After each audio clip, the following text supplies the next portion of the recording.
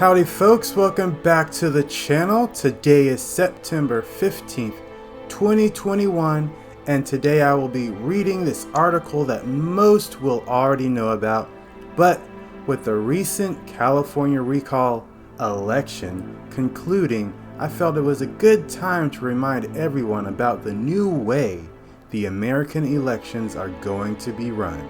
Now, this article titled "The Secret History of the Shadow Campaign That Saved the 2020 Election" is basically the blueprint on how Trump lost in 2020, and today I am going to read the entire article.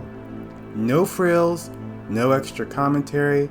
I'm just going to read this pretty long article from top to bottom. And I want to do this so the people out there who still don't know what's going on can take a look at this article without having to read it themselves, because I know how daunting that can be. So before we get into this, please like and share this video. Also, comment down below how much you trust or distrust the current way elections are being handled. And of course, don't forget to subscribe so I can keep bringing you more content like this to your feed. And now, without any more delay, let's begin this. The secret history of the shadow campaign that saved the 2020 election. A weird thing happened right after the November 3rd election. Nothing. The nation was braced for chaos. Liberal groups had vowed to take the streets, planning hundreds of protests across the country. Right-wing militias were girding for battle. In a poll before Election Day, 75% of Americans voiced concern about violence. Instead, an eerie quiet descended. As President Trump refused to concede, the response was not mass action but crickets. When media organizations called the race for Joe Biden on November 7th, jubilation broke out instead, as people thronged cities across the U.S. to celebrate the democratic process that resulted in Trump's ouster. A second odd thing happened amid Trump's attempts to reverse the result. Corporate America turned on him. Hundreds of major business leaders, many of whom had backed Trump's candidacy and supported his policies, called on him to concede. To the president, something felt amiss. It was all very, very strange, Trump said on December 2nd. Within days after the election, we witnessed an orchestrated effort to anoint the winner, even while many key states were still being counted. In a way, Trump was right. There was a conspiracy unfolding behind the scenes, one that both curtailed the protests and coordinated the resistance from CEOs. Both surprises were the result of an informal alliance between left-wing activists and business titans. The pact was formalized in a terse, little-noticed joint statement of the U.S. Chamber of Commerce and AFL-CIO published on Election Day. Both sides would come to see it as a sort of implicit bargain, inspired by the summer's massive, sometimes destructive, racial justice protests in which the forces of labor came together with the forces of capital to keep the peace and oppose Trump's assault on democracy. The handshake between business and labor was just one component of a vast, cross-partisan campaign to protect the election, an extraordinary shadow effort dedicated not to winning the vote, but to ensuring it would be free and fair, credible and uncorrupted. For more than a year, a loosely organized coalition of operatives scrambled to shore up America's institutions as they came under simultaneous attack from a remorseless pandemic and an autocratically inclined president. Though much of this activity took place on the left, it was separate from the Biden campaign and crossed ideological lines, with crucial contributions by nonpartisan and conservative actors. The scenario the shadow campaigners were desperate to stop was not a Trump victory. It was an election so calamitous that no result could be discerned at all. A failure of the central act of democratic self-governance that has been a hallmark of America since its founding. Their work touched every aspect of the election. They got states to change voting systems and laws and helped secure hundreds of millions in public and private funding. They fended off voter suppression lawsuits, recruited armies of poll workers, and got millions of people to vote by mail for the first time. They successfully pressured social media companies to take a harder line against disinformation and use data-driven strategies to fight viral smears.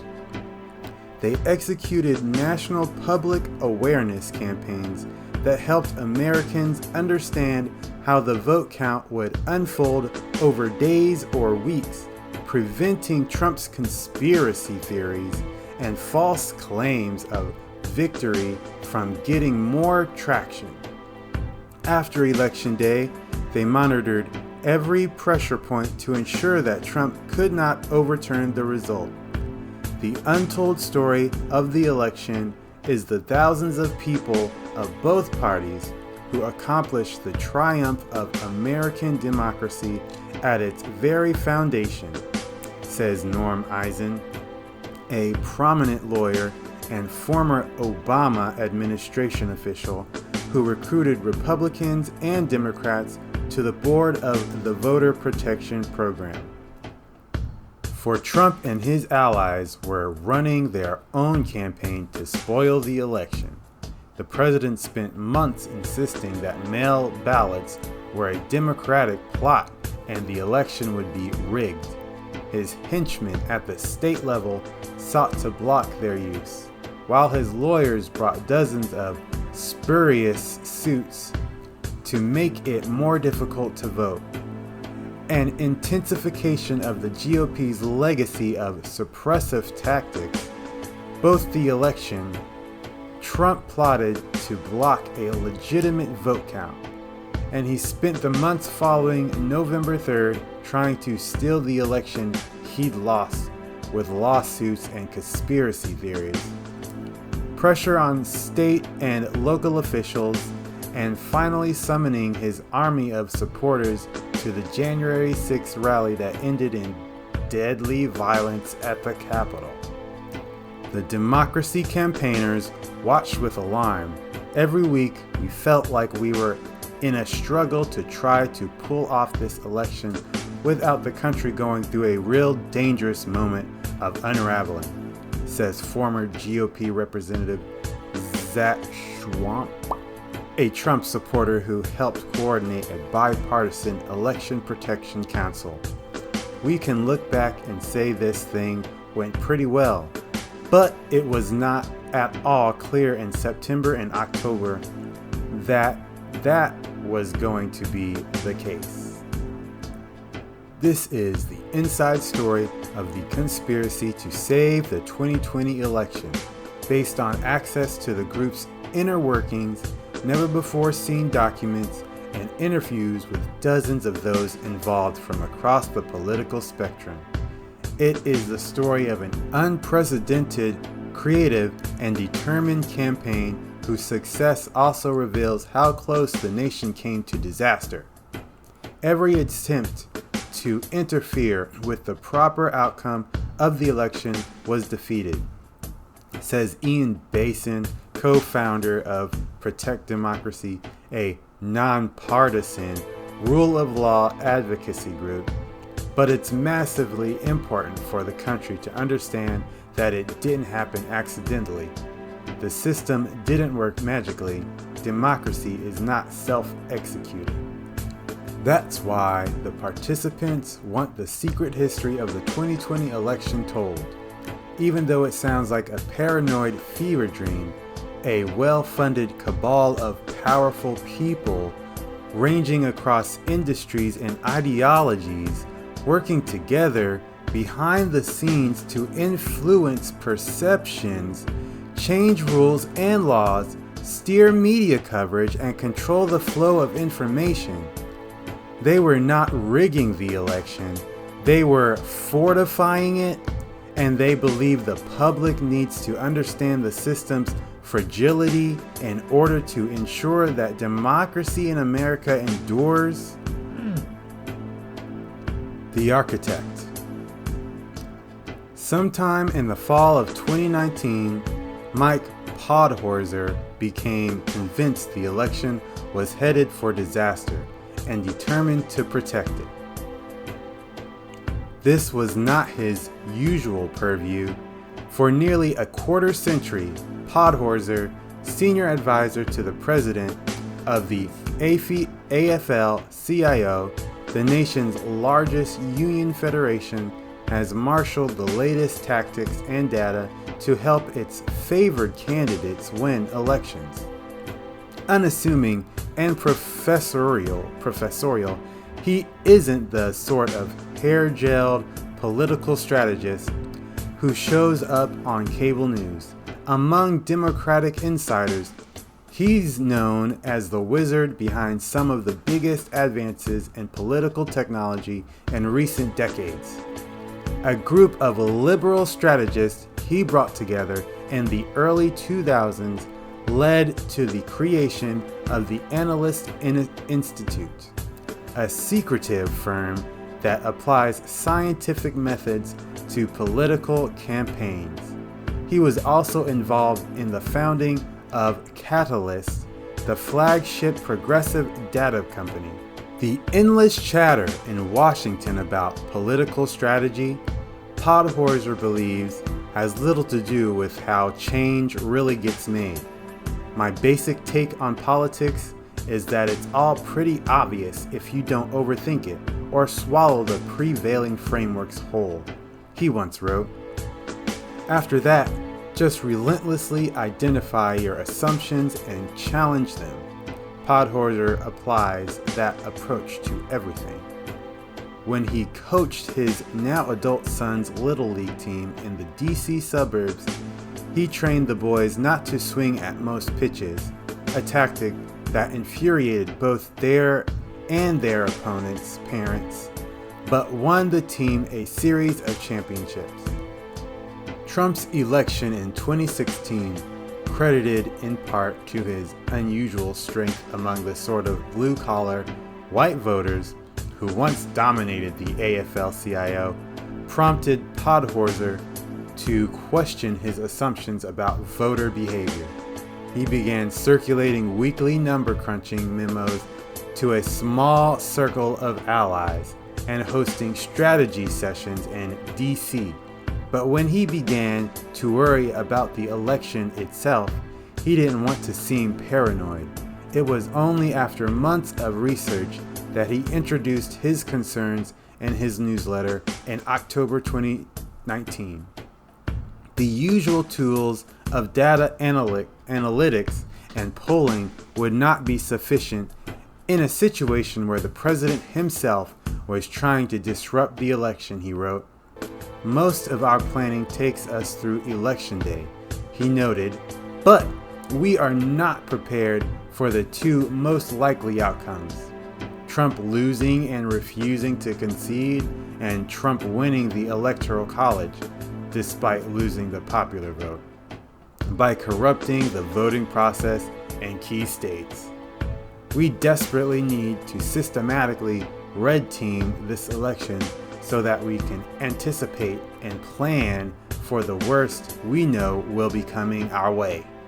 It turned out Podhorzer wasn't the only one thinking in these terms. He began to hear from others eager to join forces.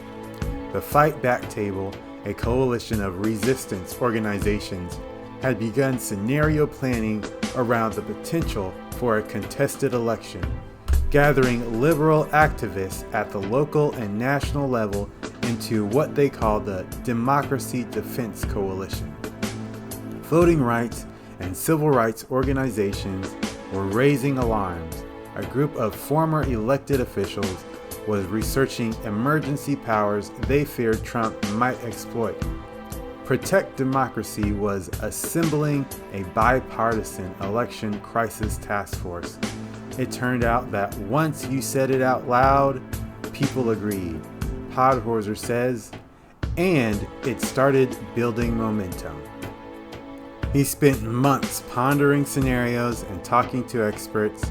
It wasn't hard to find liberals who saw Trump as a dangerous dictator, but Podhorzer was careful to steer clear of hysteria. What he wanted to know was not how American democracy was dying, but how it might be kept alive. The chief difference between the U.S. and countries that lost their grip on democracy, he concluded, was that America's decentralized election system couldn't be rigged in one fell swoop. That presented an opportunity to shore it up. On March 3rd, Podhorzer drafted a 3-page confidential memo titled Threats to the 2020 Election. Trump has made it clear that this will not be a fair election and that he will reject anything but his own re-election as fake and rigged, he wrote. On November 3rd, should the media report otherwise, he will use the right-wing information system to establish his narrative and incite his supporters to protest. The memo laid out 4 categories of challenges: attacks on voters, attacks on the election administration, attacks on Trump's political opponents, and efforts to reverse the results of the election. Then COVID-19 erupted at the height of the primary election season. Normal methods of voting were no longer safe for voters or the mostly elderly, volunteers who normally staff polling places. But political disagreements, intensified by Trump's crusade against mail voting, prevented some states from making it easier to vote absentee and for jurisdictions to count those votes in a timely manner. Chaos ensued. Ohio shut down in-person voting for its primary, leading to minuscule turnout. A poll worker shortage in Milwaukee, where Wisconsin's heavily Democratic black population is concentrated, left just 5 open polling places, down from 182. In New York, vote counting took more than a month. Suddenly, the potential for a November meltdown was obvious. In his apartment in the D.C. suburbs, Podhorzer began working from his laptop at his kitchen table, holding back-to-back Zoom meetings for hours a day with his network of contacts across the progressive universe. The labor movement, the institutional left, like Planned Parenthood and Greenpeace, resistance groups like Indivisible and Move On, progressive data geeks and strategists, representatives of donors and foundations, state-level grassroots organizers, racial justice activists, and others. In April, Podhorzer began hosting a weekly 2.5-hour Zoom. It was structured around a series of rapid-fire, 5-minute presentations on everything from which ads were working to messaging to legal strategy. The invitation-only gatherings soon attracted hundreds, creating a rare shared base of knowledge for the fractious progressive movement. At the risk of talking trash about the left, there is not a lot of good information sharing, says Anat Shanker Osorio, a close Podhorzer friend whose poll-tested messaging guidance shaped the group's approach. There's a lot of not invented here syndrome where people won't consider a good idea if they didn't come up with it. The meetings became the galactic center for a constellation of operatives across the left who shared overlapping goals but didn't usually work in concert. The group had no name, no leaders, and no hierarchy, but it kept the desperate actors in sync. Pod played a critical behind-the-scenes role in keeping different pieces of the movement infrastructure and communication and align, says Maurice Mitchell, National Director of the Working Families Party. You have the litigation space, the organization space, the political people just forced on the W, and their strategies aren't always aligned. We allow this ecosystem to work together. Protecting the election would require an effort of unprecedented scale. As 2020 progressed, it stretched to Congress, Silicon Valley, and the nation's state house. It drew energy from the summer's racial justice protests, many of whose leaders were a key part in the Liberal Alliance, and eventually it reached across the aisle into the world of Trump skeptical Republicans appalled by his attacks on democracy. Securing the vote. The first task was overhauling America's bulky election infrastructure in the middle of a pandemic. For the thousands of local, mostly nonpartisan officials who administer elections, the most urgent need was money. They needed protective equipment like masks, gloves, and hand sanitizer. They needed to pay for postcards letting people know they could vote absentee, or, in some states, to mail ballots to every voter. They needed additional staff and scanners to process ballots. In March, activists appealed to Congress to steer COVID relief money to election administration. Led by the Leadership Conference on Civil and Human Rights, more than 150 organizations signed a letter to every member of Congress seeking $2 billion in election funding. It was somewhat successful. The CARES Act, passed later that month, contained $400 million in grants to state election administrators. But the next tranche of relief funding didn't add to that number. It wasn't going to be enough. Private philanthropy stepped into the breach. An assortment of foundations contributed tens of millions in election administration funding. The Chan-Zuckerberg Initiative chipped in $300 million.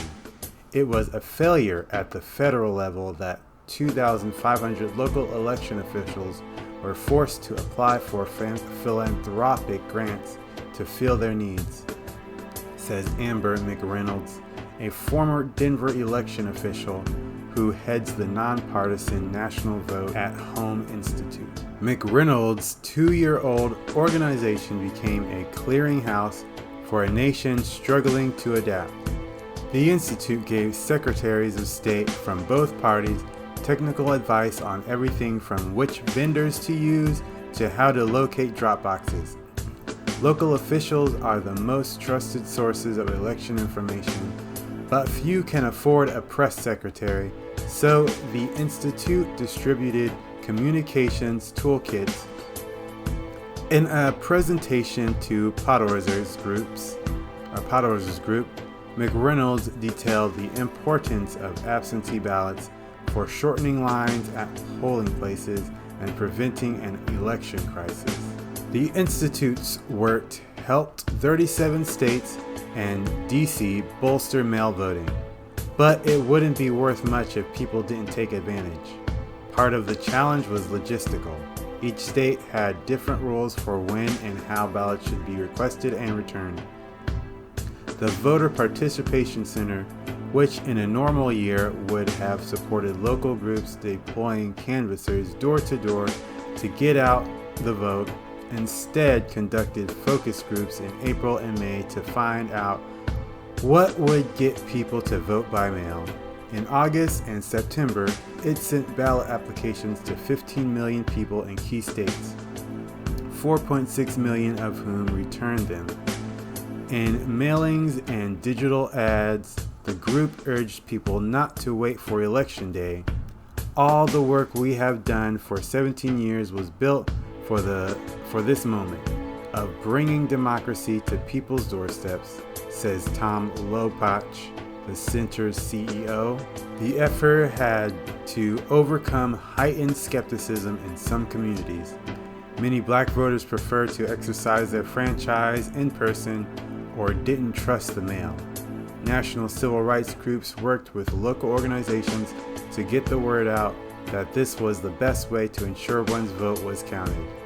In Philadelphia, for example, advocates distributed voting safety kits containing masks, hand sanitizer, and informational brochures.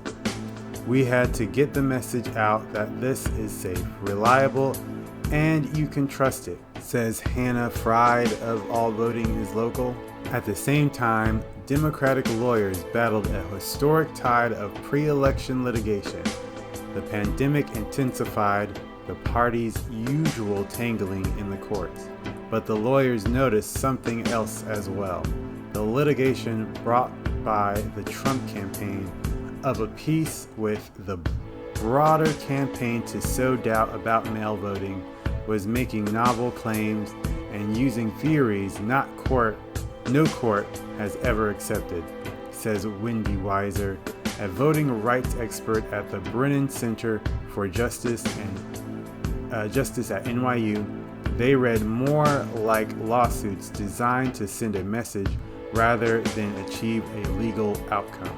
In the end, nearly half the electorate cast ballots by mail in 2020, practically a revolution in how people vote. About a quarter voted early in person. Only a quarter of voters cast their ballots the traditional way, in person on Election Day. The disinformation defense. Bad actors spreading false information is nothing new. For decades, campaigns have grappled with everything from anonymous calls claiming the election has been rescheduled to flyers spreading nasty smears about candidates' families. But Trump's lies and conspiracy theories, the viral force of social media, and the involvement of foreign meddlers made disinformation a broader, deeper threat to the 2020 vote. Laura Quinn, a veteran progressive operative who co-founded Catalyst, began studying this problem a few years ago. She piloted a nameless secret project which she has never before publicly discussed, that tracked disinformation online and tried to figure out how to combat it. One component was tracking dangerous lies that might otherwise spread unnoticed. Researchers then provided information to campaigners or the media to track down the sources that exposed them. The most important takeaway from Quinn's research, however, was that engaging with toxic content only made it worse. When you get attacked, the instinct is to push back, call it out, say this isn't true, Quinn says. But the more engagement something gets, the more the platforms boost it. The algorithm reads that as, oh, this is popular, people want more of it. The solution, she concluded, was to pressure platforms to enforce their rules, both by removing content or accounts that spread disinformation and by more aggressively policing it in the first place. The platforms have policies against certain types of malign behavior, but they haven't been enforcing them, she says. Quinn's research gave ammunition to advocates pushing social media platforms to take a harder line. In November 2019, Mark Zuckerberg invited 9 civil rights leaders to dinner at his home, where they warned him about the danger of the election-related falsehoods that were already spreading unchecked. It took pushing, urging, conversations, brainstorming, all of that to get to a place where we ended up with more rigorous rules and enforcement, says Vanita Gupta, President and CEO of the Leadership Conference on Civil and Human Rights, who attended the dinner and also met with Twitter CEO Jack Dorsey and others. Gupta has been nominated for Associate Attorney General by President Biden. It was a struggle, but we got to the point where they understood the problem. Was it enough? Probably not. Was it later than we wanted? Yes, but it was really important. Given the level of official disinformation that they had those rules in place and were tagging things and taking them down, spreading the word. Beyond battling bad information, there was a need to explain and rapidly changing election process. It was crucial for voters to understand that despite what Trump was saying, mail-in voters weren't susceptible to fraud, and that it would be normal if some states weren't finished counting votes on election night. Dick Gephardt, the Democratic former House leader turned high-powered lobbyist, spearheaded one coalition. We wanted to get a really bipartisan group of former elected officials, cabinet secretaries, military leaders, and so on, aimed mainly at messaging to the public, but also speaking to local officials, the secretaries of state, attorney generals, governors who would be in the eye of the storm, to let them know we wanted to help, says Gephardt, who worked his contacts in the private sector to put $20 million behind the effort. Wamp, the former GOP congressman, worked through the nonpartisan reform group Issue 1 to rally Republicans to the effort. We thought we should bring some bipartisan element of unity around what constitutes a free and fair election.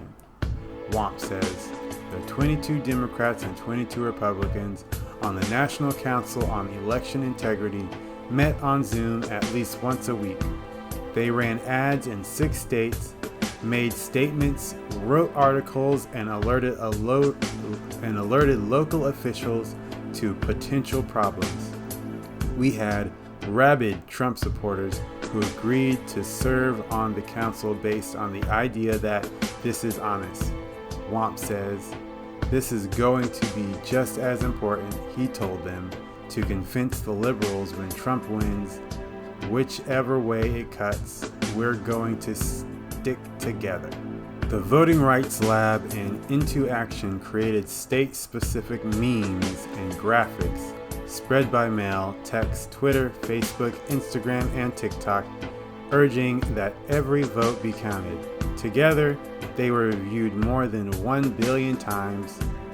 Protect Democracy's Election Task Force issued reports and held media briefings with high-profile experts across the political spectrum, resulting in widespread coverage of potential election issues and fact-checking of Trump's false claims.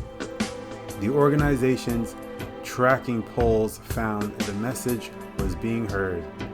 The percentage of the public that didn't expect to know the winner on election night gradually rose until by late October, it was over 70%.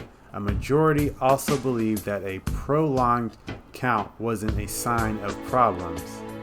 We knew exactly what Trump was going to do. He was going to try to use the fact that Democrats voted by mail and Republicans voted in person to make it look like he was ahead, claim victory, say the mail-in voters were fraudulent, and try to get them thrown out, says Protect Democracy's Basin. Setting public expectations ahead of time helped undercut those lies. The alliance took a common set of themes from the research Shanker Osorio presented at Podwazer's Zooms. Studies have shown that when people don't think their vote will count or fear casting it will be a hassle, they're far less likely to participate. Throughout election season, members of Podwazer's group minimized incidents of voter intimidation and tamped down rising liberal hysteria about Trump's expected refusal to concede. They didn't want to amplify false claims by engaging them, or put people off voting by suggesting a rigged game. When you say these claims of fraud are spurious, what people hear is fraud. Shanker Osorio says, what we saw in our pre-election research was that anything that reaffirmed Trump's power or cast him as an authoritarian diminished people's desire to vote. Podhorzer, meanwhile, was warning everyone he knew that polls were underestimating Trump's support. The data he shared with media organizations who would be calling the election was tremendously useful. To understand what was happening as the votes rolled in, according to a member of a major network's political unit who spoke with Podhorzer before Election Day, most analysts had recognized there would be a blue shift in key battlegrounds, the surge of voters breaking toward Democrats, driven by tallies of mail-in ballots, but they hadn't comprehended how much better Trump was likely to do on Election Day. Being able to document how big the absentee wave would be and the variance by state was essential, the analyst says. People power. The racial justice uprising sparked by George Floyd's killing in May was not primarily a political movement. The organizers who helped lead it wanted to harness its momentum for the election without allowing it to be co-opted by politicians. Many of those organizers were part of Podhorzer's network, from the activists in battleground states who partnered with the Democracy Defense Coalition to organizations with leading roles in the movement for Black Lives. The best way to ensure people's voices were heard, they decided, was to protect their ability to vote. We started thinking about a program that would complement the traditional election protection area, but also didn't rely on calling the police, says Nelina Stamp, the Working Families Party's national organizing director. They created a force of election defenders who, unlike traditional poll watchers, were trained in de-escalation techniques during early voting and on Election Day. They surrounded lines of voters in urban areas with a joy to the polls effort that turned the act of casting a ballot into a street party. Black organizers also recruited thousands of poll workers to ensure polling places would stay open in their communities. The summer uprising had shown that people power could have a massive impact. Activists began preparing to reprise the demonstrations if Trump tried to steal the election. Americans plan widespread protests if Trump interferes with election. Reuters reported in October, one of many such stories, more than 150 liberal groups, from the Women's March to the Sierra Club to Color of Change, from Democrats.com to the Democratic Socialists of America, joined the Protect the Results Coalition. The group's now defunct website had a map listing 400 planned post-election demonstrations to be activated via text message as soon as November 4th to stop the coup they feared the left was ready to flood the streets. Strange bedfellows. About a week before Election Day, Podhorzer received an unexpected message. The U.S. Chamber of Commerce wanted to talk. The AFL-CIO and the Chamber have a long history of antagonism. Though neither organization is explicitly partisan, the influential business lobby has poured hundreds of millions of dollars into Republican campaigns, just as the nation's unions funnel hundreds of millions to Democrats. On one side is labor, on the other management, locked in an eternal struggle for power and resources. But behind the scenes, the business community was engaged in its own anxious discussions about how the election and its aftermath might unfold. The summer's racial justice protests had sent a signal to business owners to the potential for economy-disrupting civil disorder. With tensions running high, there was a lot of concern about unrest around the election, or a breakdown in our normal way we handle contentious elections, says Neil Bradley, the Chamber's executive vice president and chief police officer. These worries had led the Chamber to release a pre-election statement with the Business Roundtable, a Washington-based CEOs group, as well as associations of manufacturers, wholesalers, and retailers, calling for patience and confidence as votes were counted. But Bradley wanted to send a broader, more bipartisan message. He reached out to Podorzer through an intermediary both men declined to name, agreeing that their unlikely alliance would be powerful. They began to discuss a joint statement pledging their organization's shared commitment to a fair and peaceful election. They chose their words carefully and scheduled the statement's release for maximum impact. As if it was being finalized, Christian leaders signaled their interest in joining, further broadening its reach. The statement was released on Election Day under the names of Chamber CEO Thomas Donahue, AFL-CIO President Richard Trumka, and the heads of the National Association of Evangelicals and the National African American Clergy Network. It is imperative that election officials be given the space and time to count every vote in accordance with applicable laws, it stated. We call on the media, the candidates, and the American people to exercise patience with the process and trust in our system, even if it requires more than the usual.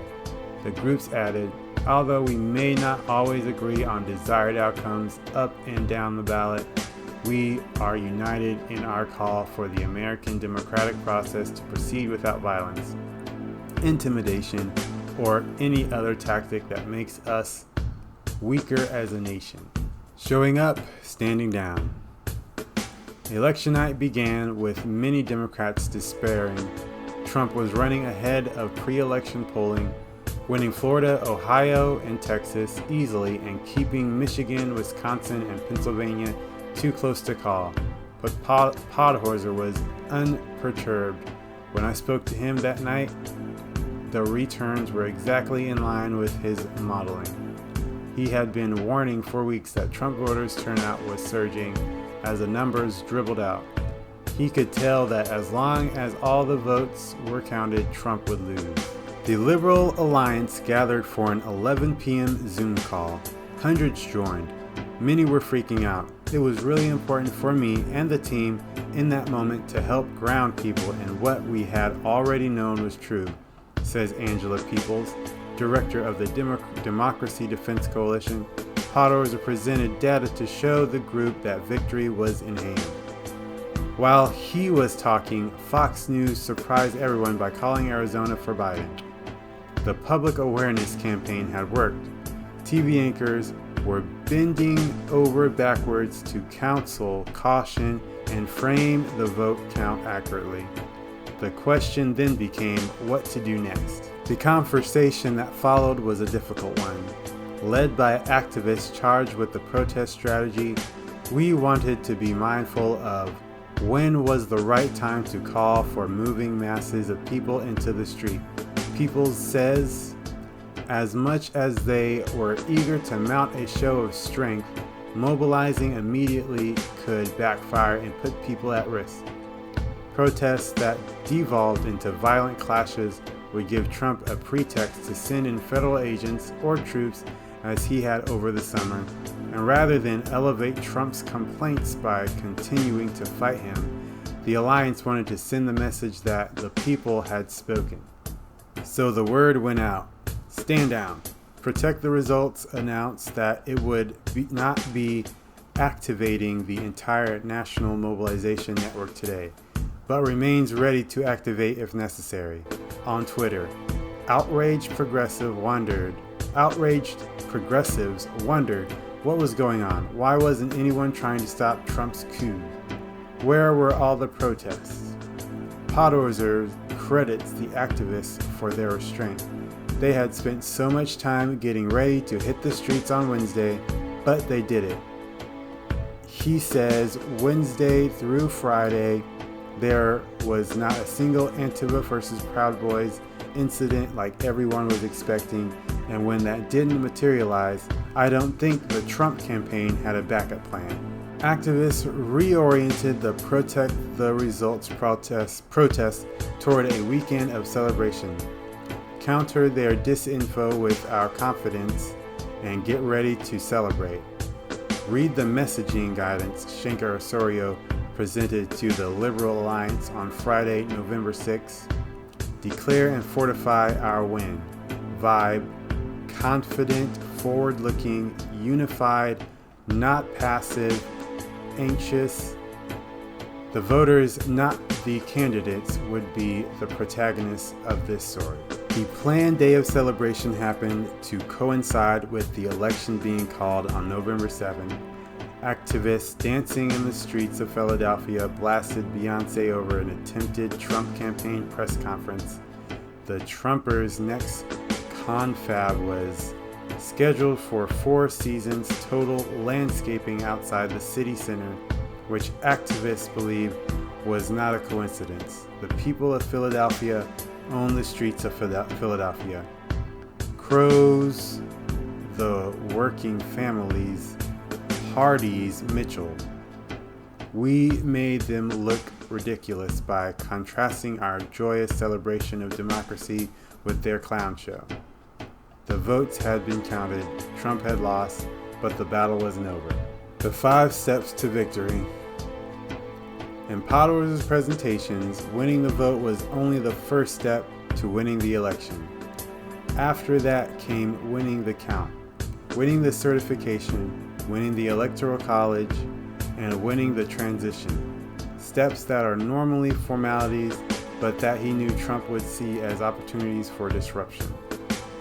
Nowhere would that be more evident than in Michigan, where Trump's pressure on local Republicans came perilously close to working, and where liberal and conservative pro-democracy forces joined to counter it.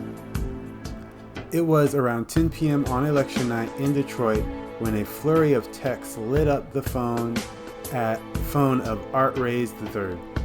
A busload of Republican election observers had arrived at the TCF Center, where votes were being tallied.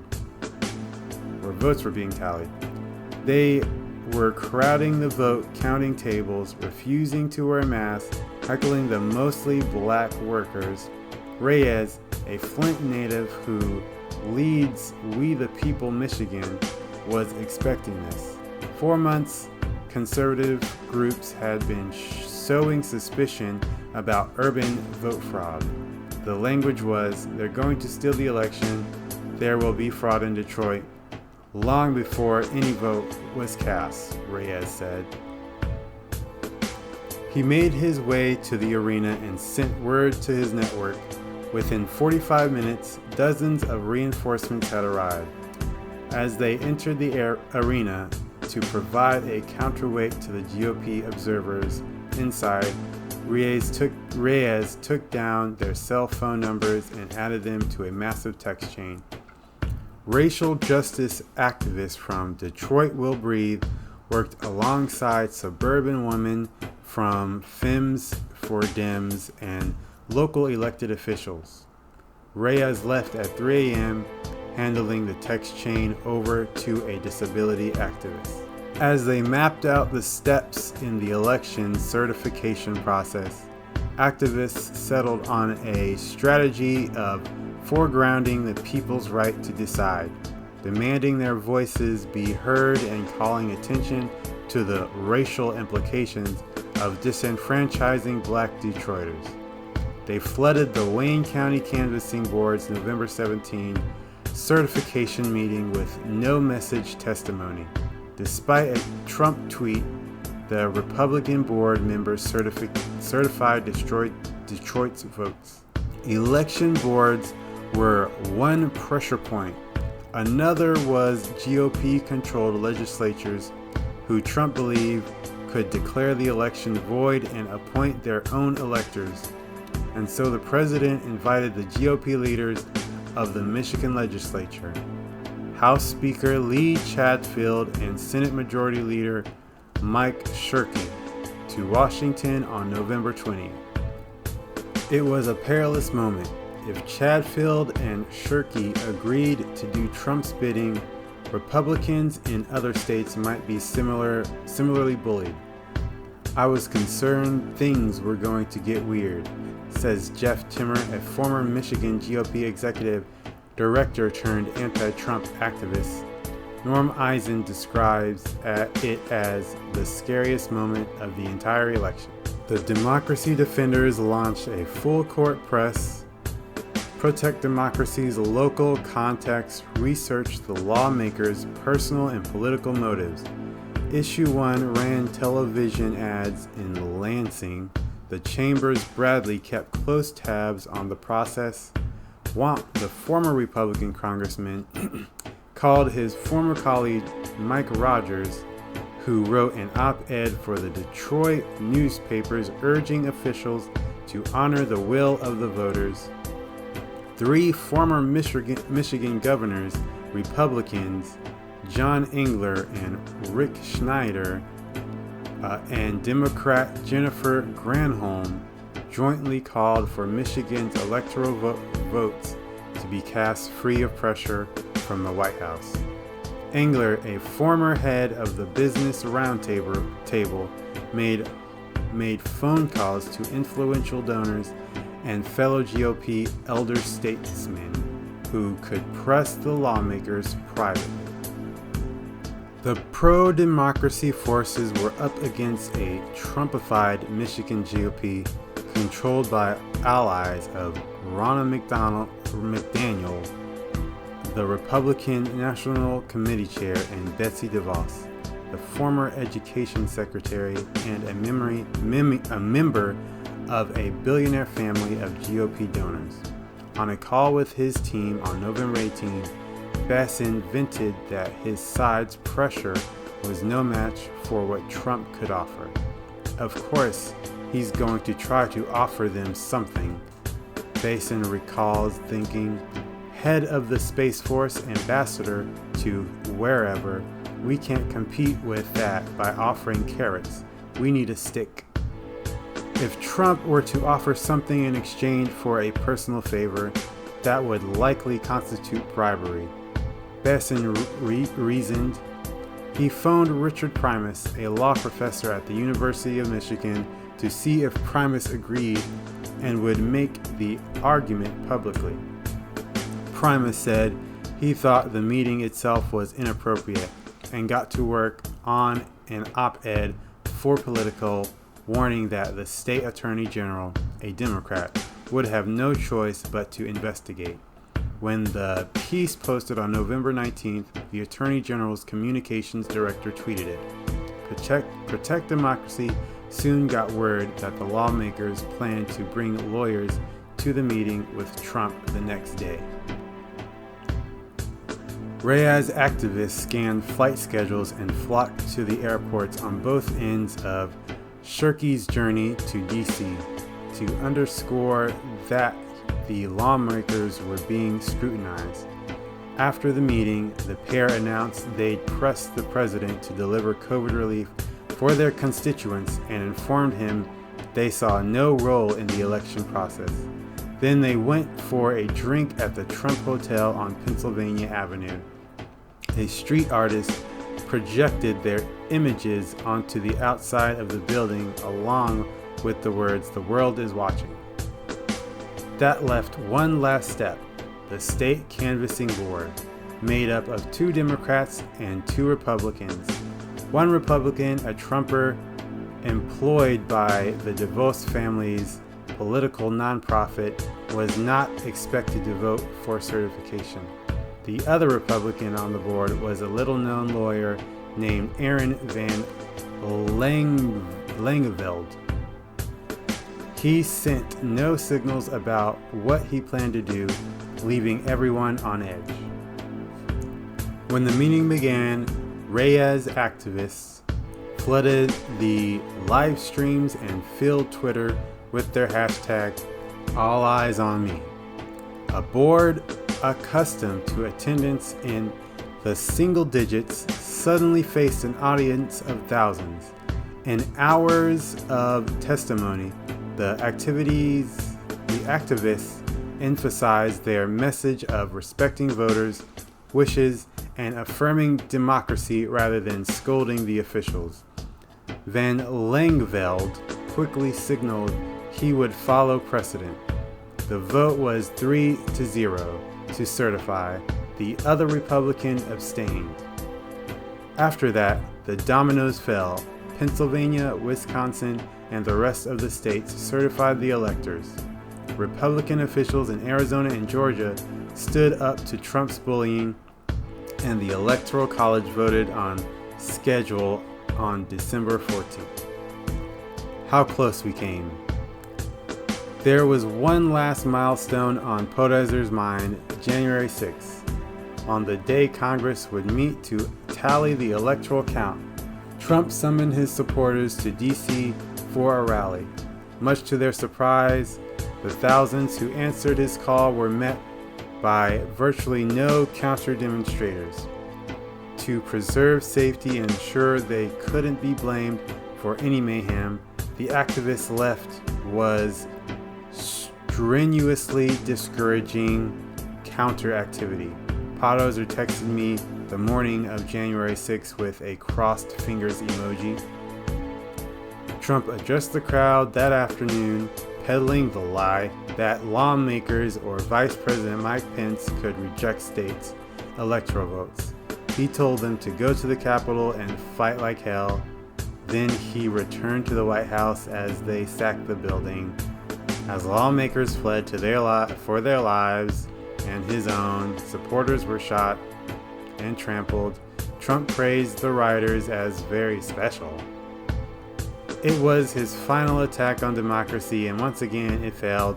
By standing down, the democracy campaigners outfoxed their foes.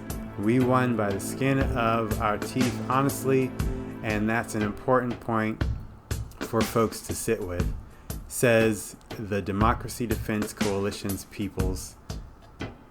There's an impulse for some to say voters decided and democracy won, but it's a mistake to think that this election cycle was a show of strength for democracy. It shows how vulnerable democracy is. The members of the Alliance to Protect the Election have gone their separate ways. The Democracy Defense Coalition has been disbanded, though the fight back table lives on. Protect Democracy and the Good Government advocates have turned their attention to pressing reforms in Congress. Left-wing activists are pressuring the newly empowered Democrats to remember the voters who put them there, while civil rights groups are on guard against further attacks on voting. Business leaders denounced the January 6th, and some say they will no longer donate to lawmakers who refuse to certify Biden's victory. Podozer and his allies are still holding their Zoom strategy session, gauging voters' views and developing new messages, and Trump is in Florida facing his second impeachment, deprived of the Twitter and Facebook accounts he used to push the nation to its breaking point. As I was reporting this article in November and December, I heard different claims about who should get the credit for thwarting Trump's plot. Liberals argued the role of bottom-up people power shouldn't be overlooked, particularly the contributions of people of color and local grassroots activists. Others stressed the heroism of GOP officials like Van Langeveld and Georgia Secretary of State Brad Raffensperger, who stood up to Trump at considerable cost. The truth is that neither likely could have succeeded without the other. It's astounding how close we came, how fragile all this really is, says Timmer, the former Michigan GOP executive director. It's like when Wile E. Coyote runs off the cliff. If you don't look down, you don't fall. Our democracy only survives if we all believe and don't look down. Democracy won in the end. The will of the people prevailed. But it's crazy, in retrospect, that this is what it took to put on an election in the United States of America. Thank you all for sticking with me through this long and painful read, but have a good night and stay in the fight.